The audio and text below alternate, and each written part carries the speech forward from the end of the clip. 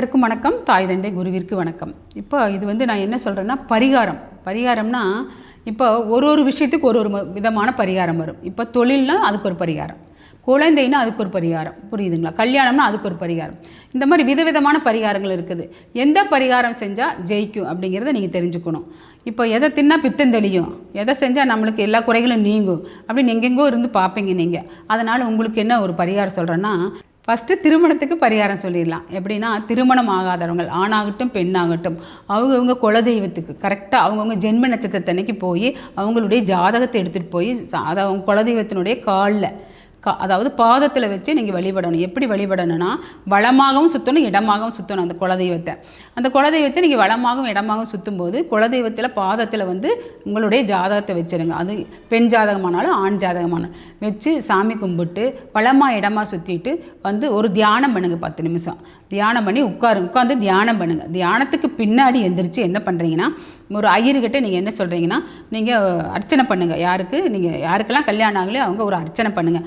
அர்ச்சனை பண்ணிவிட்டு அந்த ஜாதக புத்தை விரித்து வச்சு அர்ச்சனை பண்ண சொல்லிட்டு தூப தீபம் காட்டி அந்த ஜாதகத்தை வாங்கி, அதாவது வாங்கும்போது எப்படி வாங்குறீங்கன்னா, நீங்கள் சுடிதார் போட்டிருந்தால் முந்தானையில் வாங்குங்க, சீலை கட்டியிருந்தால் இதில் வாங்குங்க, அதாவது புடவை முந்தானையில் வாங்குங்க. அதாவது சுடிதார் போட்டிருந்தால் சாலில், புடவை கட்டியிருந்தால் முந்தானையில் வாங்க அந்த ஜாதகத்தை. இதே மாதிரி ஆண்கள் என்ன பண்ணால் வேட்டியில் வாங்கணும். அந்த ஜாதகத்தை வாங்கி வச்சுக்கிட்டு உட்காந்து திரும்பவும் ஒரு 10 நிமிஷம் தியானம் பண்ணிவிட்டு சாஷ்டாங்க நமஸ்காரம் பண்ணுங்கள். அதாவது சாஷ்டாங்க நமஸ்காரம்னா பெண்கள் ஒரு மாதிரி நமஸ்காரம், ஆண்கள் நீளமாக படுத்து நமஸ்காரம் பண்ணிவிட்டு நீங்கள் குலதெய்வத்தை கும்பிட்டு வாங்க. இதே மாதிரி 3 முறை செஞ்சுட்டு வாங்க. 3ஆவது முறை கண்டிப்பாக உங்களுக்கு திருமணம் நடக்க வாய்ப்பு இருக்குது. திருமணம் அப்படி ஏதாவது லேட் ஆச்சுன்னா அப்புறம் என்னை கான்டாக்ட் பண்ணுங்கள். நான் உங்களுக்கு சில ஐடியாக்கள் சொல்லித்தரேன். ஏன்னா உங்கள் ஜாதகத்தில் இருக்கிற அதாவது யோகத்தையும் காரிய சித்தி பகவானையும் பார்த்து எடுத்து உங்களுக்கு ஒரு நல்லது நடக்கிறதுக்கு நான் ஐடியா சொல்லித்தரேன். ரெண்டாவது ஒரு பரிகாரம் என்னென்னா, தொழில் நடக்கலைன்னா சரிங்களா, ஒருத்தவங்களுக்கு தொழில் அதாவது ஒரு பிஸ்னஸ்ன்னு வச்சுக்கோங்களேன், அந்த பிஸ்னஸ் அவங்களுக்கு தடையாகவே இருக்குது. அப்போ அவங்களுக்கு ரொம்ப கவலையாக இருக்குது. என்னடா எது எடுத்தாலும் முயற்சி எல்லாமே நம்மளுக்கு வெற்றி ஆக மாட்டேங்குது, முயற்சி எல்லாமே தடையாக இருக்குது அப்படி நினச்சிட்டு இருக்கீங்கன்னு வைங்களேன். தொழில் நடக்கணும். டெய்லி என்ன பண்ணுறீங்க, நீங்கள் தினமும் விநாயகரை தரிசனம் பண்ணணும். எதுக்கு விநாயகர்னா, விநாயகர் தான் தடைகளை தகர்த்தெறியவர்.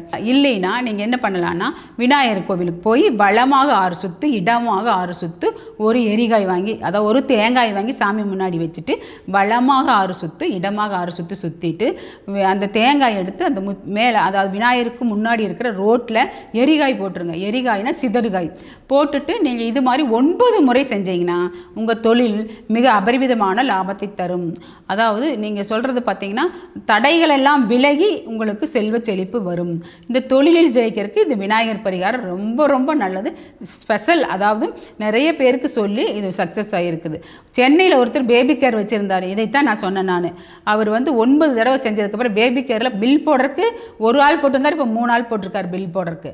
அந்த மாதிரி தொழில் நல்லா இருக்கும். அதனால் இதை கடைப்பிடித்து நீங்கள் செஞ்சீங்கன்னா உங்கள் தொழில் நல்லாயிருக்கும்.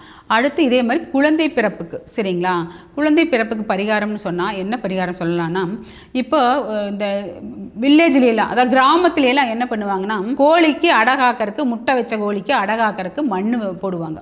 அந்த மண் போட்டு அந்த கோழி 21 நாள் இருந்து முட்டையை அடகாத்து, அந்த அடகாத்துக்கப்புறம் குஞ்சு பொரிச்சதுக்கப்புறம் அந்த மண்ணை கொண்டு முச்சந்தியில் கொட்டுவாங்க. அப்படி கொட்ட விடாமல் நீங்கள் என்ன பண்ணுறீங்க, அந்த மண்ணை வாங்கிட்டு வரீங்க. யார்? குழந்தை இல்லா தம்பதியர்கள். நீங்கள் அந்த வீட்டில் சொல்லி வச்சு அந்த மண்ணை வாங்கிட்டு வரீங்க. அந்த மண் தியானம் மண், அதாவது கோழி தியானம் பண்ண மண். நல்லா கவனமாக கேளுங்களேன். கோழி தியானம் பண்ண மண் எப்படி தியானம் பண்ணுச்சுன்னா, நான் வச்சிருக்கிற இந்த முட்டையில் இருக்கிற குஞ்சுகள் எல்லாம் நல்லபடியாக பொரித்து இது நல்லா இருக்கணும், இந்த குஞ்சுகள் எல்லாம் நல்லா என்ன மாதிரியே அதாவது அம்மா மாதிரியே நல்லா இருக்கணும் அப்படின்னு தியானம் பண்ணி அந்த 21 நாள் தியானம் பண்ண மண்ணை நீங்கள் வாங்கிட்டு தலகாணியில் கட்டி, அதாவது தலகாணிக்குள்ளே கட்டினாலும் சரி, இந்த மண்ணை ஒரு சிறு மூட்டையாக கட்டி தலகாணி கடி வச்சு குழந்தை இல்லா தம்பதியர்கள் உறங்கணும், படுக்கணும். அதில் 21 நாள் நீங்களும் தொடர்ந்து 21 நாள் படுக்கணும். நீங்கள் பார்த்தீங்கன்னா அந்த மாதமே நீங்கள் பீரியட்ஸ் ஆக மாட்டீங்க. ஏன் ஆக மாட்டீங்கன்னா, அந்த தியானத்து மண்ணில் நீங்கள் படுத்து தூங்கி எந்திரிக்கும் போது உங்களுக்கு குழந்தை அதாவது கரு உண்டாக வாய்ப்புகள் அதிகம். கரு கண்டிப்பாக உண்டாகும். கரு உண்டாக வாய்ப்புகள் அதிகம். இது நான் நிறைய பேருக்கு சொல்லி கரு உண்டாகிருக்குது. குழந்தை இல்லா தம்பதியர்கள் இதை பின்பற்றினீங்கன்னா கண்டிப்பாக குழந்தை பிறக்கும், நல்லதே நடக்கும். நன்றி, வணக்கம்.